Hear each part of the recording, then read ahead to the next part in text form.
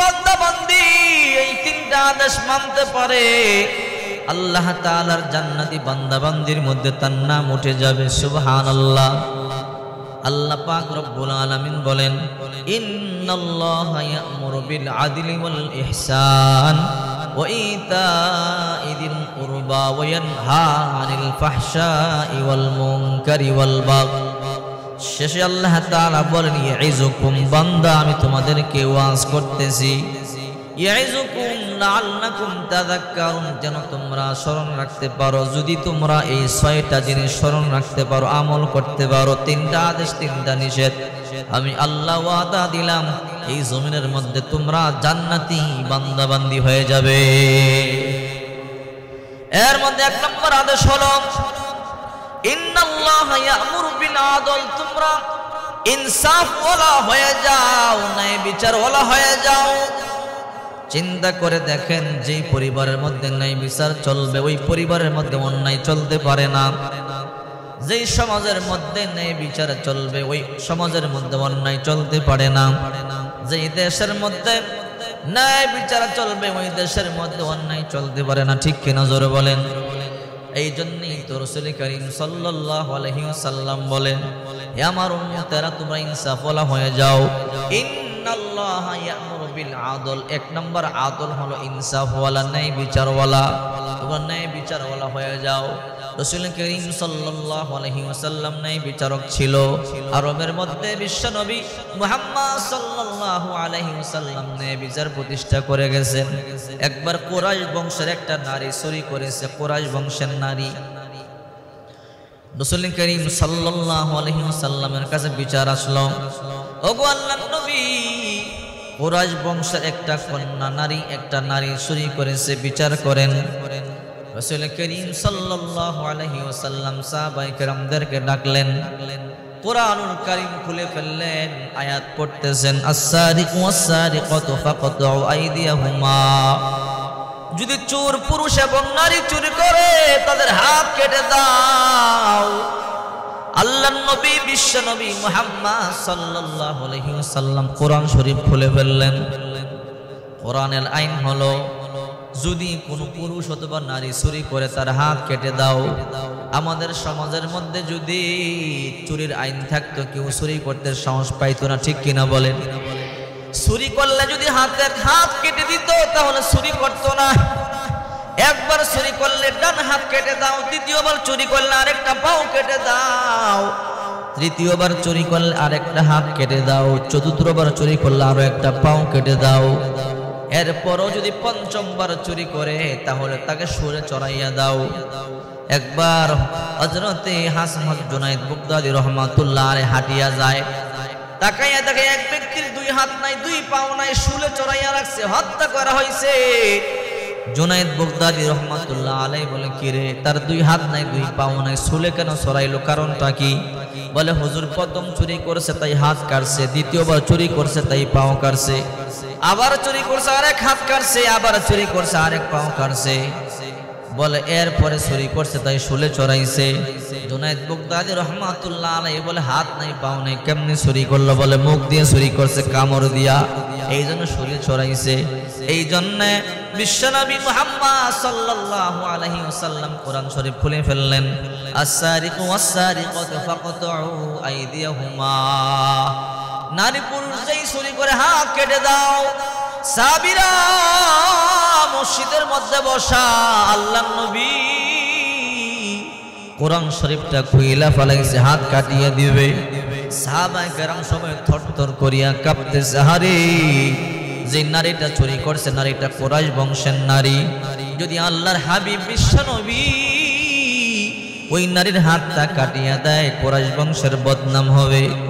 সাহাবীরা রে, তোমরা কেউ যাও আল্লাহর হাবিবকে গিয়া বলো ওই নারীর হাতটা যেন না কাটে। কিন্তু আল্লাহর হাবিবকে কে গিয়া বলবে? সাহস তো নাই।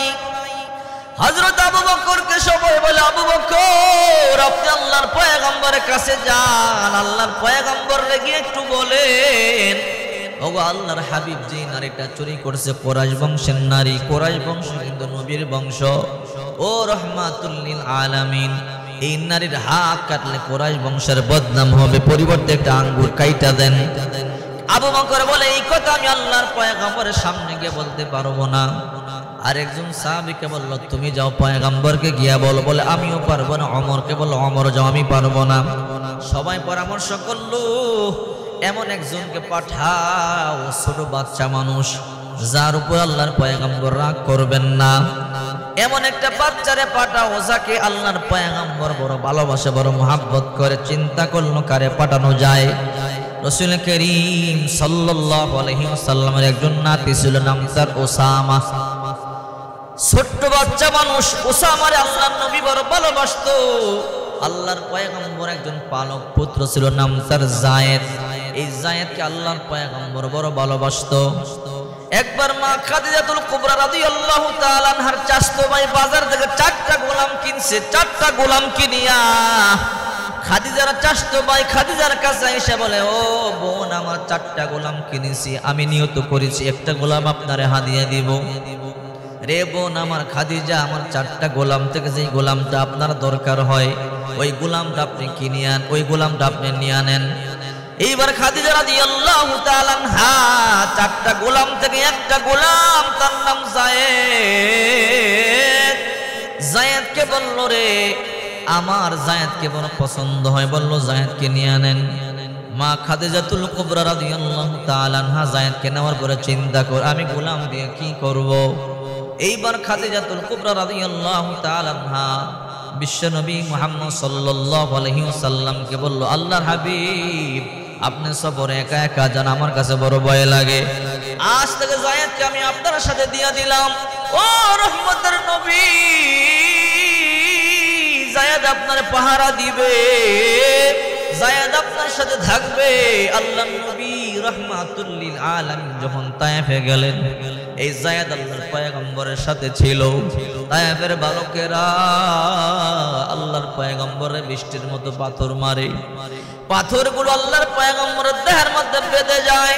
যায়েদ হাত দিয়া পাথরগুলো খুলে রক্তগুলো রঞ্জিত হয়ে বায়া বায়া পড়ে। আল্লাহর নবী অজ্ঞান হয়ে গেল। তায়েফের বালকেরা আবার আল্লাহর পয়গম্বরে উঠাইয়া আবার পাগল বলে বলে পাথর মারা শুরু করে দিল। আল্লাহর নবী রাহমাতুল লিল আলামিন বলে তোমরা আমার পাগল বলিও না, আমি পাগল নয়। এরপর তায়েফের বালকের আল্লাহর পয়গম্বরে আবারও পাথর মারে। পাথর মেরে মেরে পয়গম্বরে বেহুশ বানায়া দিল। আবার আল্লাহর পয়গম্বরকে উঠাইয়া পাগল বলে বলে তায়েফের বালকেরা পাথর মারে। যায়েদ বলেন তোমরা আল্লাহর পয়গম্বরে পাগল বলিও না, যত পাথর আছে আমি যায়েদকে মারো, এতিম মানুষটারে পাথর মারিও না। এই লোকটার দুনিয়াতে মা নাই, এই লোকটার দুনিয়াতে বাবা নাই, এই লোকটা এতিম, এমনি এই লোকটা বড় কষ্টে আছে, এই লোকটারে পাথর মারিও না। ওই তায়েফের লোকেরা পয়গম্বরে বড় পাথর মেরেছে, বড় কষ্ট করেছে। একবার আল্লাহর পয়গম্বর গোসলখানায় গোসল করতেছেন, জামা খুললেন। মায়েশা চিৎকার দিয়ে বললেন ওগো আল্লাহর পয়গম্বর আপনার পিঠের মধ্যে এত বড় বড় দাগ বসন্ত কবে হয়েছে? আল্লাহর পয়গম্বর বলে আয়েশা নবীদের কোনদিন বসন্ত হয় না, এগুলো আমার বসন্তের দাগ নয়। কিসের দাগ গো নবী? ওই যে তায়েফের বালকেরা আমার পিঠের মধ্যে আঘাত করেছিল, আমাকে বৃষ্টির মতো পাথর মেরেছিল। আয়েশা ওই পাথরের দাগ এখন পর্যন্ত আমার গায়ের মধ্যে লেগে আছে। যায়েদ রাদিয়াল্লাহু তাআলা আনহুর একটা সন্তান হয়েছে, নাম তার ওসামা। আল্লাহর নবী ওসামারে বড় ভালোবাসে, আদরের নাতি, পালক পালক সন্তানের ঘরে হয়েছে, নাম তার যায়েদ। এই যায়েদের ঘরে সন্তান হয়েছে ওসামা। ওসামারে নবী বড় আদর করে, নবী তারে নিয়ে ঘুমায়, নবী তারে নিয়ে খাবার খায়। আল্লাহর নবী ওসামারে নিয়ে মক্কার অলিতে গলিতে হাঁটে। সাহাবায়ে কেরাম বলে ওসামা বাচ্চা মানুষ, পয়গম্বর তারে ভালোবাসে, তারে পাঠাইয়া দাও। দাদার কাছে গিয়া সে বলবে দাদা বিচারটা শিথিল করে দাও। সবাই বলল ওসামা আল্লাহর নবী এই মাত্র বিচার করবে, মিম্বরের মধ্যে বসে গেল। যাও যাও আল্লাহর পয়গম্বরে গিয়া বলো ও দাদা এই নারীটা কিন্তু কুরাইশ বংশের নারী, বিচারটা শিথিল করলে ভালো হয়, আপনারই ইজ্জত থাকবে। এই কথা গিয়ে বলিয়া দাও। আল্লাহর নবী মিম্বারের মধ্যে বসা, ওসামা দৌড়াইয়া আল্লাহর পয়গম্বরের পেটের মধ্যে এসে বসে গেছে। দুইটা হাত দিয়ে আল্লাহর পয়গম্বরের পেটের মধ্যে চাপ দিয়ে ধরছে। ওসামার গালটা পয়গম্বরের কাদের মধ্যে, মুখটা নবীর গালের মধ্যে। এখন যদি কোনো কথা বইলা দেয় কেউ শুনবে নাকি? সুবহানাল্লাহ বলেন। ওসামা আল্লাহর পয়গম্বরের পেটের মধ্যে গিয়া বসিয়া গালটা আল্লাহর নবীর কাদের মধ্যে দিয়া কানটা কানের সাথে মুখটা লাগাইয়া বলে, দাদা আজকে যেই মহিলা চুরি করেছে জানেননি বংশ কিন্তু, ও দাদা যদি এই মেয়েটার বিচার করেন আপনার বংশের দুর্নাম হবে। ও দাদা এই মহিলার বিচার যদি না করিয়া তার একটা আঙ্গুল কাটিয়া বিচারটা শিথিল করে দেন তাহলে আপনার ইজ্জত বেঁচে গেল। আল্লাহর হাবিব এই কথা শুনতে দেরি লাফ দিয়ে দাঁড়াইয়া গেল। লাফ দিয়ে দাঁড়াইয়া বলে, রে সাহাবীরা, কুরাইশ বংশের একটা মহিলা চুরি করেছে, এই জন্য তার বিচারটা শিথিল করবার জন্য আমার কাছে তোমরা ওসামারে পাঠাইছো। আল্লাহর কসম এই জায়গায় যদি কুরাইশ বংশের কোন নারী না হইয়া আমার শুধু কলিজার টুকরা কন্যা ফাতেমা হইতো, আমার মেয়ে যদি ফাতেমাও চুরি করতো, আল্লাহর কসম করে বলি আমি আমার কন্যা ফাতেমার পর্যন্ত হাত কেটে দিতাম। আল্লাহু আকবার। ইমামুল আউয়ালিন ওয়াল আখিরিন বহর সদকা রহমাতাল লিল আলামিন, শুধু জোদাস রহমাতাল লিল আলামিন, মসজিদে ওষুধ হামারু এ জমিন। চিন্তা করে দেখেন, এক নম্বরে বললো আদল, ইনসাফ বলা হয়ে যাও, ন্যায় বিচার বলা হয়ে যাও। সমাজের মধ্যে চুরির বিচার যদি হাত কাটা হতো কোন চোর চুরি করবার সাহস পাইতো না, ঠিক কিনা জোরে বলেন। এই জন্য রাসূল করিম সাল্লাল্লাহু আলাইহি ওয়াসাল্লাম বলেন, এক নম্বরে তোমরা ইনসাফ বলা হয়ে যাও। আল্লাহ তাআলা বলেন তোমরা ইনসাফ বলা হয়ে যাও, ন্যায় বিচার বলা হয়ে যাও। ন্যায় বিচার করো। আল্লাহর নবী ন্যায় বিচার করেছে, সিদ্দিক আকবর আবু বকর ন্যায় বিচার করেছে, হযরত ওমর রাদিয়াল্লাহু তাআলা আনহু ন্যায় বিচার করেছে, সাহাবায়ে কেরাম ন্যায় বিচার করেছে। এই জন্য মক্কাতুল মুকাররমার মধ্যে আজ পর্যন্ত চুরি করবার মতো সাহস কারো হয় না, ঠিক কিনা বলেন। হজ উমরা করবার জন্য যারা মক্কা মদিনায় যান দেখবেন আযান হইলে দোকান খুইলেই নামাজ পড়বার জন্য মসজিদের মধ্যে চলে যাও, কেউ চুরি করে না, ঠিক কিনা বলেন। ওই দেশের মধ্যে আইন আছে, চুরি করলে ধরা পড়লে হাত কাটিয়ে দিবে। এই ভয়ের কারণে একটা চোরও চুরি করে না। আর আমরা রাত্রে ঘুমাইয়া থাকি, রাত্রে ঘরের ভিতরে ডুইকা থাকি, তারপরও চুরি করে নিয়ে যায়, ঠিক কিনা বলেন। ওই উমর রাদিয়াল্লাহু তাআলা আনহু ন্যায় বিচার প্রতিষ্ঠা করেছে।